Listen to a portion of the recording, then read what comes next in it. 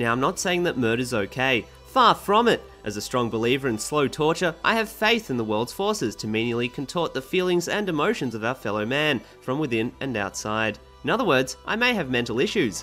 This is the Drudge Report for the 11th of October 2012. My name is Julius Reade, and if you haven't had your prostate checked yet, just give me a call. I'll be down there, glove or not.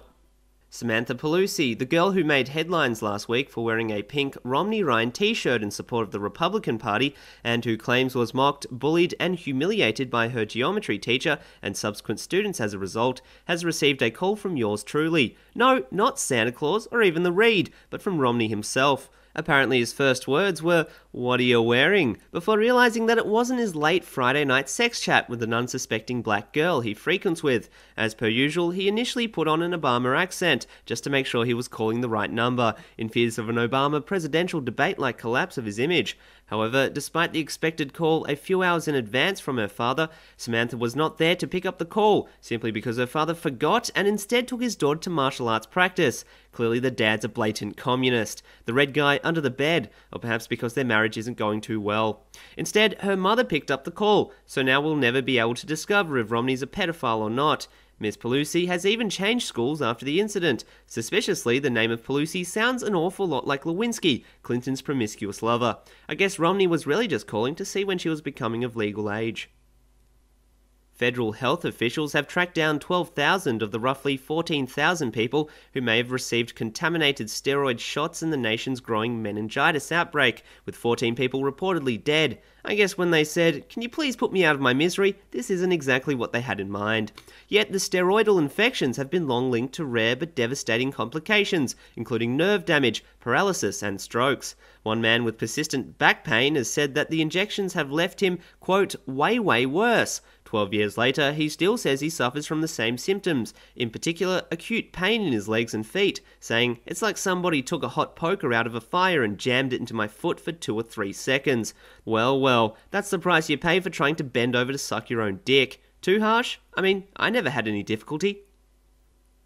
Washington is on the verge of becoming the first state to let adults over 21 buy taxed, inspected marijuana at state-licensed shops. It's a dream come true, assuming you're not currently experiencing a different dream as per a couple puffs of purple haze. Perhaps some of that Afghan kush will do the trick. Supporters say that passing Initiative 502 on November 6th could make drug laws more reasonable, preventing thousands of arrests every year, and bringing Washington hundreds of millions of dollars to help pay for schools, healthcare, and basic government services. But even then, who needs those wonderful drugs when you can take a few hits of my patented psychedelic, the Reade? But be careful, take a little too many drags and you might OD on sanity. Symptoms include an immense amount of clarity, as well as an understanding that everything is just full of shit. But remember, don't smoke me too quickly. I'm about as harsh as human flesh. Not that I've tried.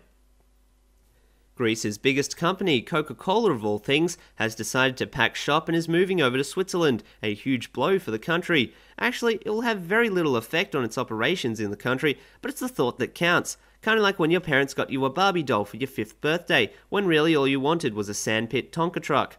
20 years later, they still don't know you're gay, but as a Muslim girl, it's probably best they don't know, unless if you want several stones to your face at your next big one.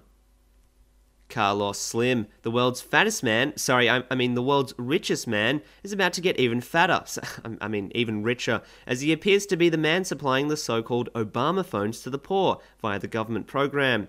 Oh great, so Obama blames Romney for supporting the elite, when it appears he's more convict than a 19th century Australian immigrant. Carlos Slim, who has an estimated net worth of $70 billion, owns a controlling stake in TracFone, which makes $10 per phone for each device it provides to poor Americans. I guess it all adds up, considering everyone in America is broke. Maybe I'm being too harsh. Thank you, Carlos, for these cheap phones. Hours spent playing Angry Birds, as opposed to being productive, is always appreciated in a time where the global economy couldn't be more stagnant. For that, we thank you. With a bullet to the head, bang! Unfortunately, that was just me saying bang, not an actual gunshot. Welcome to the illusion of radio. Sorry, I mean fat. Mitt Romney met with Reverend Billy Graham and his son today, saying, "Prayer is the most helpful thing you can do for me," before quickly remarking, "Can you please have Obama taken out instead? I mean, God hates blacks anyway, right?" The The meeting came just days after Romney told a newspaper he would not pursue abortion-related legislation as president, yet later insisting that he would be a pro-life president. The irony being that if he were truly pro-life, he probably shouldn't run for presidency. But delusion is a very powerful force, yet somehow Jesus is supposed to be stronger. Yeah, right. The contradictions are being passed around like it's my turn with the hooker. Damn it, why do I always have to be the last guy?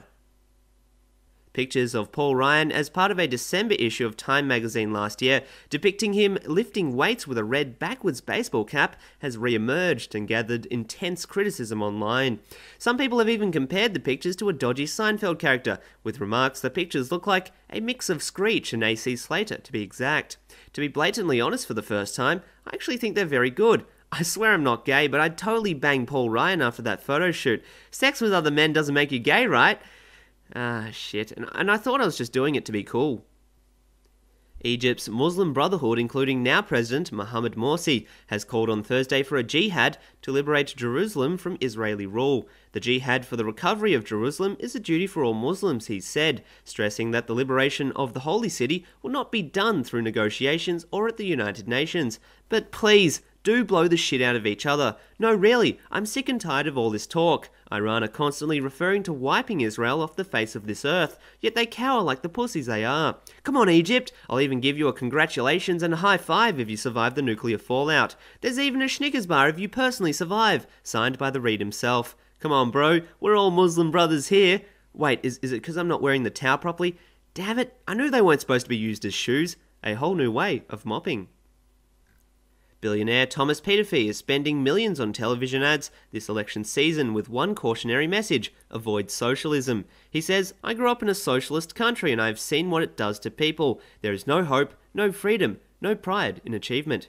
Wow, I think I'm going to take an agenda for once and say, good man. But hey, how are your billions going? Do you think I could lend a cheeky mil? I mean, come on, man. I'm agreeing with someone on the show for the very first time. That's worth at least 10 mil in my books. Peterfy told CNN he expects to spend $5 to $10 million on the ad buy, with the 1-minute spot first airing on Wednesday. Peterfy was born in Budapest in 1944 during the deadly Soviet offense. So was I! Please just give me your money. We can talk about the school days and how you can just give me money. Whatever.